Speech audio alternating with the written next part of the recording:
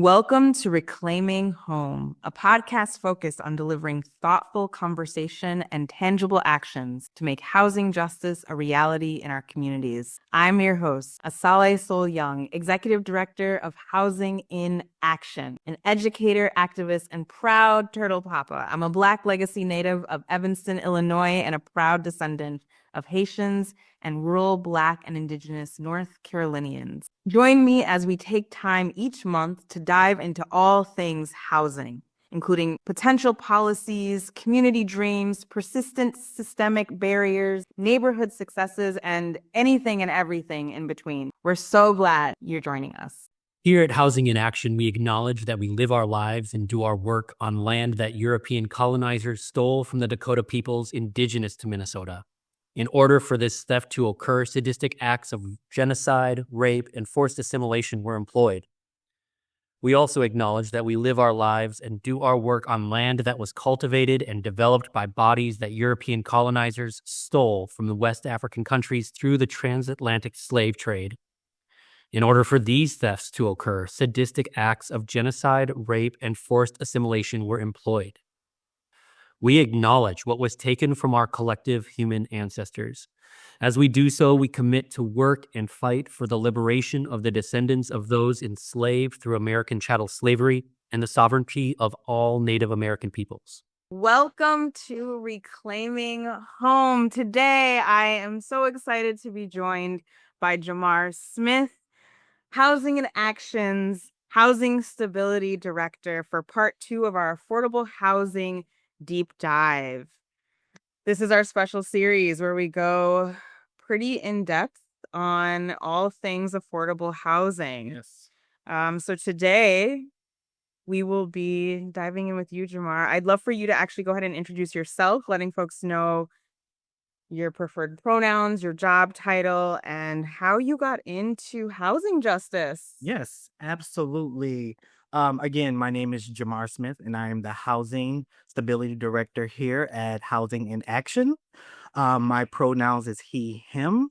I got into this work really hearing the stories of my parents or children when I was in education, and also from my own family. They were always talking about rent being such a burden and a big part of their expenses that they couldn't do other things, whether it's paying for extracurricular things that they kids wanted to do, or even as simple as field trips. So I started looking into it really from like, how do we make this affordable, mainly on the ownership side of things, and just kind of just fell into this work as an emerging developer of like, how do you make this rental thing affordable in this space that we call affordable housing? Again, so hearing that background really started me down that path. And I would say I really started digging deep into this work probably back in 2016. At that time, I was an educator. Nice. Yes. I love that. I love hearing how your personal experience, For sure. both connecting to others as well as just kind of paying attention to your own childhood. You saw a need and you're like, Yes. how can I be a part of closing this gap, Yes. fixing this need? That's awesome. And this is why we love working with you so much. For those of you who are just tuning into the podcast for the first time, I am Asale Sol Young. Preferred pronouns are they, them. I'm the executive director here at Housing in Action. And we are a 30-year-old housing nonprofit leading the fight for housing justice so that all people have a safe, stable, and dignified place to live, as Jamar just spoke to, which is how that is challenging. And frankly, becoming more and more challenging given our economic reality as a nation, right? For sure. So let's kind of help people understand the journey. You talked about your own experience as a young person, conversations around rental housing. Now you are a small landlord. Yep. Which means you own, and you're here at Housing in Action supporting our work in dignified rentals. Correct. Can you give the folks listening a high level sort of orientation to Housing in Action's affordable rental work? Let's start with basics, like, how many units do we Yep. rent out, our property management style, And who is the average renter in our portfolio? Yes, absolutely. So across our portfolio, we have 120 affordable rental units, and that's across 35 properties, mainly in the duplex space and some small units as well. Um, I would definitely say that our average renter pays about $950 in rent each month. And our rental portfolio really caters to household that's make 50 to 60% of the area median income for that. So that's kind of like the big makeup of our overall portfolio we have here at Housing in Action. Okay, and for those who are unfamiliar or less familiar, can you help us understand on average $900 for rent, what size units are we talking about here? Yes. So on if someone is paying that, they're usually renting maybe a studio or a one bedroom unit. That can go up based on their income size and their income overall for that area. So the area median income is going to be based off your household income and your household size of what we can put you in to afford. And also you want to make sure that the space is suitable for your size of your family as well. Would you say that most of our renters are families, or is it a lot of single folks? Yeah, a lot of our renters, on average, about a 2 to 3 size household, for that. So that's the basic size of our renter. So again, that average rent is going to be about $950 for our size household that we serve here at Housing in Action. Okay, so like a family unit, 3 to 4 bedrooms, probably gets into like what, Yep, 1,200? about $1,300 a month, and again, that's going to be about a little less than 50% of the area median income. Yeah, perfect. Yeah, I just wanted to give folks kind of a sense of who's in our Yep, units, how much they're paying for their rent. for sure. Can you talk a little bit about our property management approach? Yeah. Our prop again, with affordable housing, property management is something that has been a struggle in the industry overall, even within their own industry, right? So here at Housing in Action, we try to be hands-on with that as well. So one of my roles is to oversee our property management team. Right now, we are currently working with mutual management company, which has been great. They're really hands-on.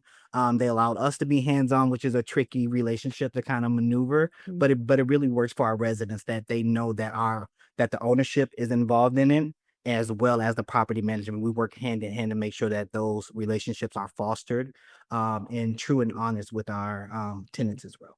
That's great. Yep. Can you talk a little bit about how we come in as an owner? Because that could get inappropriate or tricky. So Yeah. help folks understand how we're kind of skirting that line Yeah. and staying appropriate Yeah. in a way that is supportive of our residents. Yeah, no, it so when you hire a property management company, you want to give them the autonomy to run your portfolio, and we do that. But also with the experience of running affordable housing, there are some touch points that some property management company just don't get into. And that's when we can come in as owners and help with that gap. On the resident side as well as the property management side. So nothing is missed. Our job is to make sure that our residents are served well first. Absolutely. So to get a little bit more specific, you're talking about kind of the equity and engagement side of things and Correct. the work with our resident organizer, Yuri Harper, who Yes. spends a lot of time with our residents, kind of understanding really just who they are and building relationships with them, which we have found, honestly, when there are moments where property management is struggling, Yes. right, with residents, Yes. Yuri is able to bring insight For into sure. that conversation, and sometimes offer a level of accountability Yep. because of that intimacy, that closeness For that a sure. property manager would never have, Will right? never have. You're Right. right. Absolutely. Yep. And that's Um, important too in our work because again, we are affordable housing, but we are not in that space of providing some of those services that you see some of those other affordable housing organization provide.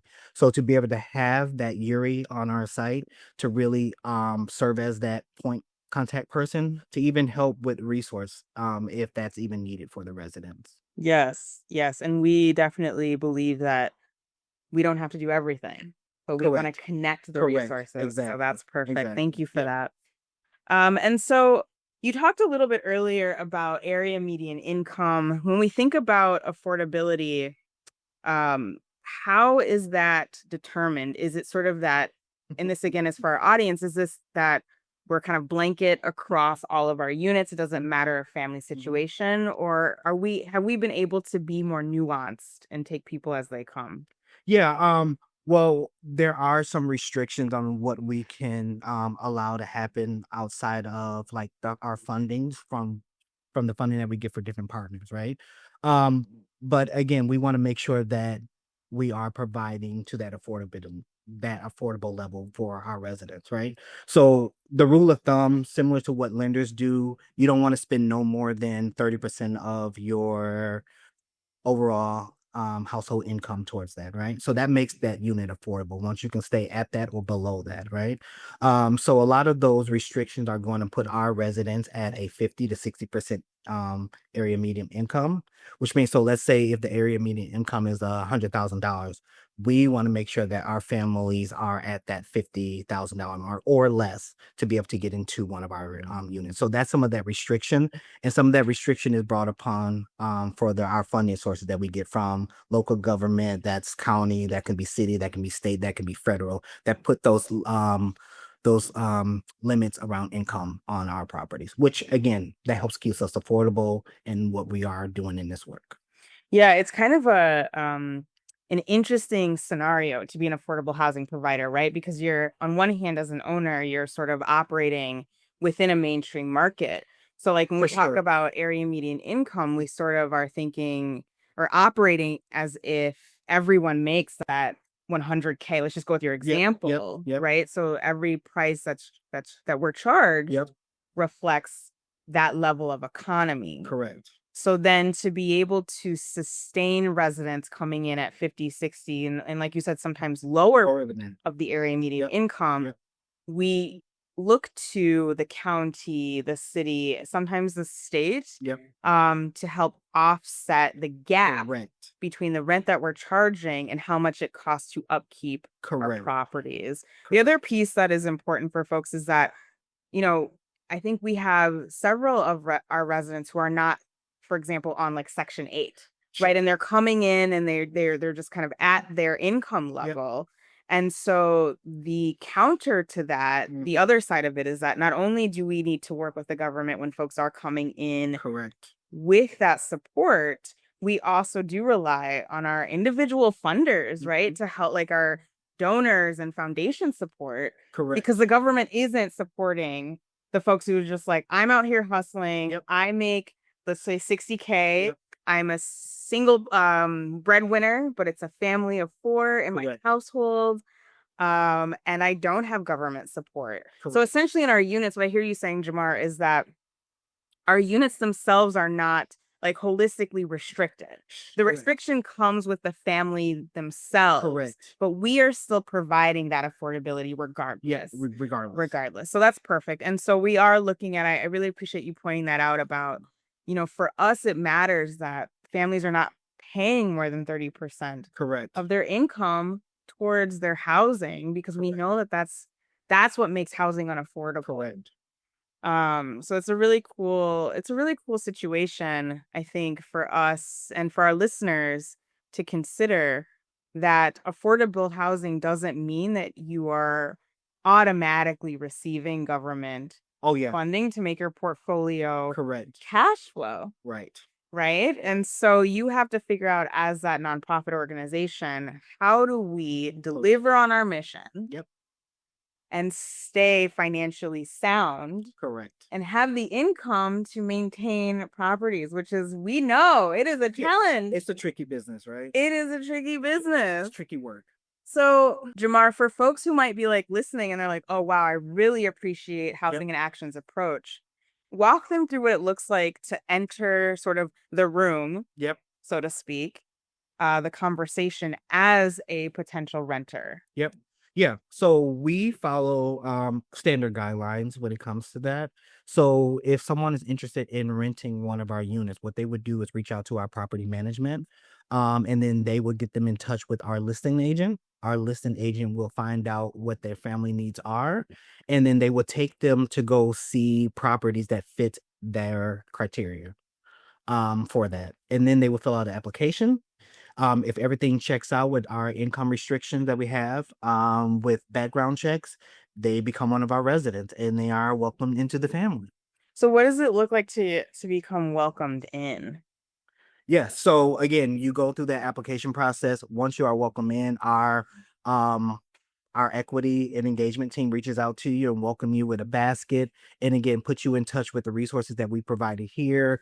They would get you involved in our pod, which is our monthly connection that we make with our residents. And again, you really become a part of that family. You have our contact, you know, where we stay, as far as like our location of our building. You can come up here and interact in that way. So we are really hands-on, again, as owners, which is unique to a lot of different renters, to kind of see property management and the owner involved in their lives when it comes down to who are part of our portfolio as far as our renters. Yeah, that's Yeah. great. It sounds like a really human touch It is. And we to like it. affordable housing and property management, right? So you've got a fairly traditional or standard process at the onset. Like the Correct. process of going to Yep. property management is pretty traditional. But once you're accepted in, Yep. then there's this added benefit of getting to know the team, seeing where the office is at, and kind of being welcomed into this larger community. Yep. And you mentioned baskets. Talk a little bit more about baskets. What are these baskets? Yes. What's in them? Where they come from? Yes. So a lot of our donors donate to make sure our residents can be welcome into their units. Our baskets are filled with household goods. You get a throw, you get the basket to use for linens or laundry. So it comes with like a good array of stuff that you can use if you're starting off in a house and you want to clean your home, or just kind of like resetting to be a renter or moving into a newer unit, right? And again, our donors are really a big part of making sure that we can have those welcome baskets as part of our renter experience. Yes, and that's perfect. So it kind of, if folks can imagine, you know, you're moving into a new property, For sure. and instead of having to go shopping at Target, You get your landlord hands you a basket of Target goods. Yes, and beyond. Yes, for sure. Which is amazing. And you know, today I'm hyping up our organization. Yeah. So that's what I'm doing today. I'm saying like, yes, the things we do are pretty awesome. I try not to do that too much, but you know, as I recount that experience, I'm like, yeah, I never in my rental history No. had an experience where the landlord or the property management company Correct. wanted to have a human to human interaction with me, wanted to make sure that I was stable, that I was okay, that I understood the resources Yep. in my community, that I knew my neighbors, right? Correct. And so it is something to shout out Yeah. and honor that we do that. And so hopefully the audience won't you know, be annoyed with me for giving our organization love in that way. Yeah. So we've talked about the vouchers. I guess for folks that are unfamiliar, when we talk about our units themselves not being individually restricted, Correct. can you talk a little bit about, for folks that are completely outside of the system, what do vouchers entail? How do folks go about getting vouchers if they need them? Yeah. So again, with our rental portfolio, we do not have vouchers that's attached to one of our units, right? So the resident is going to come with a voucher, which is again helpful. When we talk about being affordable in that space, a lot of our renters are written burden, which means that they pay over that 30%. So the vouchers that they are able to bring and apply for and receive really helps with that affordability for them in their household. If not, some of them would be facing to pay over that 50% threshold that we call affordable. So then it won't be affordable for them anymore, right? So when they are able to bring those vouchers along with them, it helps in that process of making sure that they can reach that affordable level. When their income doesn't necessarily allow them to do that, as far as they will be written burden if they look at just their income supporting them paying their month to month rent. Right, but a rent voucher is not going to be necessarily, it's given to folks at a certain AMI level, right? Correct. So, let's say that you were trying to rent a place, and you're not at that standard sort of, let's just say that you're not at the average Yep. for that area. Yep. You could still live in a sort of mainstream place. Yep. You have to have the voucher to support you. You have to. Because, like, for example, like the area median income here in just North Minneapolis by itself is $44,000, right? So we're talking about someone coming in, if they are rented from us, well below that. If we're looking at 50 to 60% AMI, we're talking about someone making $22,000 a year trying to afford rent, even in North Minneapolis, right? So those vouchers help subsidize them to make sure that they can, again, meet their rent. And again, that includes their utilities as well. So we're not just talking about your rent, you're talking about also your utilities being part of that threshold that we're talking about when it comes to affordability. That's great. That's awesome. Yep. But of course, like, just a reminder that it's super helpful for us. Yep. Because on the flip side, it means that what I like to see, if I'm looking at a spreadsheet of how our properties are cash flowing, I see renter income. Yep. And then I also see their subsidy, their government For subsidy. sure. Yep. And the combination of the two Yep. allows us to have Correct. the income we need to keep our properties There you go. Yep. up to standard. Yep. So really helpful. I think, again, it's just helpful for folks who don't work in this industry to really understand how this works. Yes. Which is why then if someone comes at a lower area median income without a voucher, Correct. that is when we start to see a lagging cash flow within our portfolios, right? Yep. And so we tend to have to use foundation support, Correct. individual donor support to make up for that gap. For sure. And the challenge there is that a lot of that income really should focus on the operations of the organization. Correct. And so, now we're in like this kind of push and pull with the system where we're saying for the system, hey, you want us to do this Affordable housing. right? Out of Make state. sure that folks have a place to go, have a place to live. And we want that for our communities, right? Yes, needed. But what happens when properties don't cash flow? Like, talk about that. Yeah. So when properties don't cash flow, again, even if you're doing affordable housing right, the window is still going to be tight financially for you. That's like doing everything perfect, right? Because we're not in this affordable space to make an income at all. There's going to be a gap there. So when things fall apart where we don't have the right funding in place, we do have to rely on donors to come in and be gracious with their giving to make sure that we can make up that gap, right? And that has happened for us, or we will be in some dire needs for capital fund. Because again, when you're talking about applying for different funds, everyone's going after the same funds. Every organization needs the same funds to keep their portfolio affordable, and those funds are limited, right? So then who makes up that gap? So we rely on the community and donors to come help fulfill that gap. And also renters play a big part in this as well, right? Of keeping those spaces sustainable for themselves by keeping them clean and keeping them accessible for the next person to come along. So we don't have to put some of those dollars into it when we're talking about turning, right? So all of those factors play a part, and we need support from our local government. We need support from our renters. And then the big support comes from our donors who graciously give. That's awesome. Yeah. I mean, it helps folks really understand the financial picture. So I appreciate that. Can you talk a little bit about, sometimes we get into situations with families where we find that we have to evict them. And this is something that as a sort of activist organization that we actively kind of push against sort of trivial evictions, right? Which we know in communities like North Minneapolis happen at a high rate. Yes. Can you talk a little bit about why an organization like Housing in Action that stands and fights alongside renters might evict a family? Yeah. Again, there comes times where evictions may have to happen. That's just kind of like the world of any space, whether it's affordable or market rate, right? And it's a tough conversation to have with their families, with families that we have.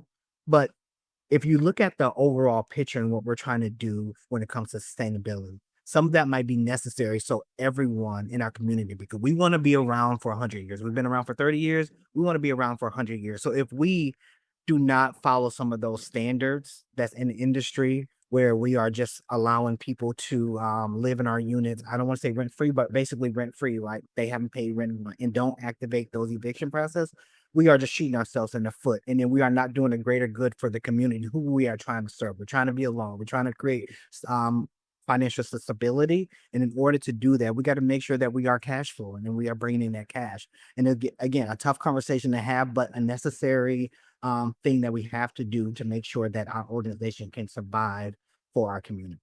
So one example of a time where we might evict is if we find that a resident has gone months without paying rent. Correct. That's one example. Correct. And so can you talk a little bit about what happens before that point? Yeah. No, before that point, we try to reach out. Again, this is that hands-on experience that we talk about, right? We try to have a chance for our property management team to reach out to them. As owners, sometimes we are that person who reach out to them, whether it's a letter from ourselves, that means directly from our organization, letting them know. We jump on phone calls. We talk through scenarios if there is any confusion around their ledgers, which often comes up. And again, as owners, we work with property management to make sure that that thing is fixed, right? And that's some of the hands-on experience that you would get here, being a resident with us at Housing in Action, is that hands-on experience. We are not restricted. We are not that organization that says, no, go to our property manager, even though that's the right channel to take. But sometimes it's necessary to come and reach out to us directly so we can help put you in touch with some of those resources that our community offers. Yeah, and one of the things I really appreciated about our approach is that because of the relationship that Yuri has with our residents, Yes. you know, sometimes she gets insight into a Yes. family's financial situation. And so Yes. she's able to sort of forecast for us to say, hey, this family just experienced this crisis. Yep. They are incredibly active as a Yep. family. Yep. They show up, they have a history of paying Yep. rent. It might take them a couple of months Yep. to get back on their feet, Correct. right? And so that is really powerful. Yes. Because it allows us to say, okay, we can't write off any unpaid rent, to your point about the reality of cash flowing for sustainability. Yep. But we can offer grace. Yes. And that relationship helps us to know where to place that grace. Correct. Which is really powerful. Can you talk to folks about some other incidences? Like let's say that I am paying my rent, Jamar, and I all of a sudden get an eviction. Why might that be? Yeah. What am I doing? Again, it can be that rent has went to the wrong location. Absolutely. But I guess I was getting more at, there are definitely times in any kind of housing situation where a renter might be selling drugs, for example, or doing some sort of something to bring down the community, to bring down the space. And so that's another example of a time when one of our residents might receive an eviction. And of course, we do everything in our power to, even within those scenarios, to have that conversation to understand like what is going on. But we've had instances where we've had to say, okay, you're a renter that really loves our affordable rent, but you have zero interest in being a part of the community. Correct. And uplifting the community. Yep. And so that's the case where we have to make that hard decision, have that hard conversation. Yep. And usually in those conversations, we try to do a mutual agreement where they agree to walk away and not have that blemish on their rental history, and try to maybe work out a different situation where they can free themselves from whatever is going on and maybe better themselves in a different situation. So we try to make that work when at all possible. Yeah. Recognizing that, you know, sometimes people's situation doesn't allow for better behavior. So giving them a way to work on themselves. All right. So I think we've kind of hit on a lot of pieces here. The last thing I'd love to check in about before we kind of wind down with our last question. Can you talk again, we're in this work, we study this, if you will, but for folks who are just interested because they see what's happening nationally. There's a national housing crisis, right? Yes. Help folks understand, like, what are some of the systemic issues that create a need for something like affordable housing? Yeah. Well, we can look at what's happening at the federal level in I don't want to say mess, but the mess is kind of going on in how local governments are affected by that. And right now we're feeling that in our affordable spaces, especially depending on how your organization gets funding. A lot of our funding are pass-through dollars, so we rely on other organizations to really go after dollars from that federal level. And when that is restricted or taken away, it puts us all in a bind to kind of say, where do we get the resources for to sustain this work? Again, this business of or this work of affordable housing is not an arena where we make money. So again, we relied on those subsidies to come through for us to support us in this work. But so when we have those things working against us, whether it's zoning, whether it's restriction around zoning policy. Right now, we see a lack of investment from the federal level, which is always needed for to sustain this work. This is how you get this work done. Whether it's a project that you buy into or a project that you are trying to develop, well, you need that funding from your local government and federal government to come through. And when we have what's going on now where there's so much confusion going on, people halt their work and trying to hold on to their dollars to trying to see where do we best put those at and trying to plan for the long haul, right? So there's so many like nuances that's going on with that from that restriction or that systemic level. But it all comes down from like when it comes down to this work, it all relies on like the government and how they want to invest in that. And we see that across different areas like in North Minneapolis. Do we want to invest there? Why do you want to invest there? Right? And even the wording that we have to use with different grant opportunities, the restriction around that. So, and that's all targeted. For me, I feel that that's all targeted. Of how we can go about receiving funds and supporting this work long term. Yeah, no, I think calling out the HUD, the cut to HUD funding is really important. Because it trickles down to each state, it trickles down to each city and each organization, housing organization. It also impacts the level of subsidy that families receive. Yeah. And so what we understand today, right before January 20th, as a housing crisis, Correct. right now becomes this epidemic. Yeah. Right? It really becomes an epidemic, and one that doesn't have to exist. It didn't, frankly, let's be honest, it did not have to exist before. Yep.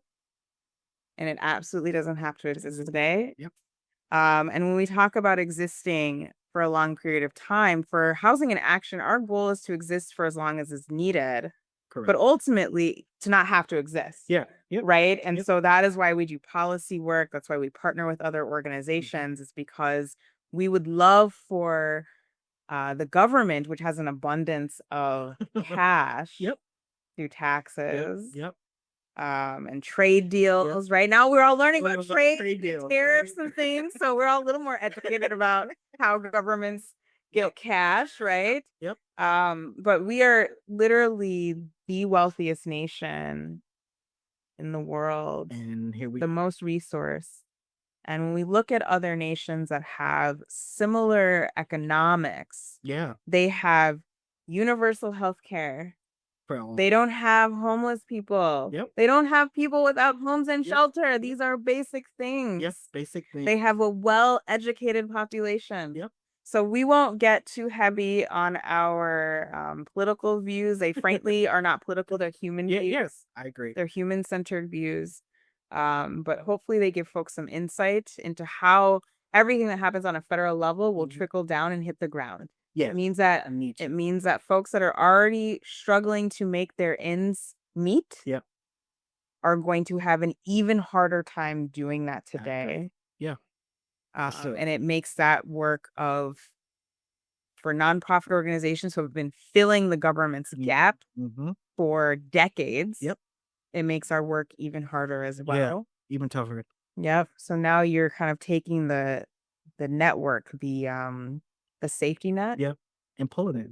from under folks. And that's happening again all over the country. Yep. So, Jamar, thank you so much for your time today. Absolutely. It's been fun having you.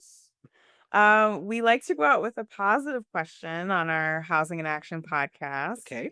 So, Jamar, I know because I am lucky enough to get to know you that you are a family person. Yep. You're also a community person. Yes. Can you share with our audience a vision or a dream that you have for your community and housing? Yeah. Well, of course, again, my dream or vision for like this work in general is that our federal local government can really take a human approach with this work and know that it is for our community. And this cannot just exist for a decade. It cannot exist for a century. It has to exist for forever, right? So how do they engage with the community deeper to know that this work has to be around? And how do they subsidize that? How do they make sure that they're putting that into your budget? And it doesn't become this nuanced thing that we have to fight for so hard, to the point that people like want to leave this work behind, right? It should not go away, right?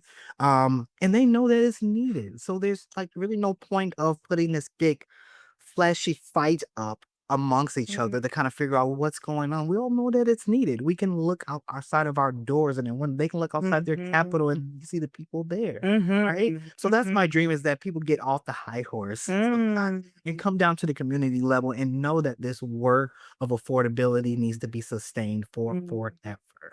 Awesome. Well, I feel like that's a perfect place to wrap it up today.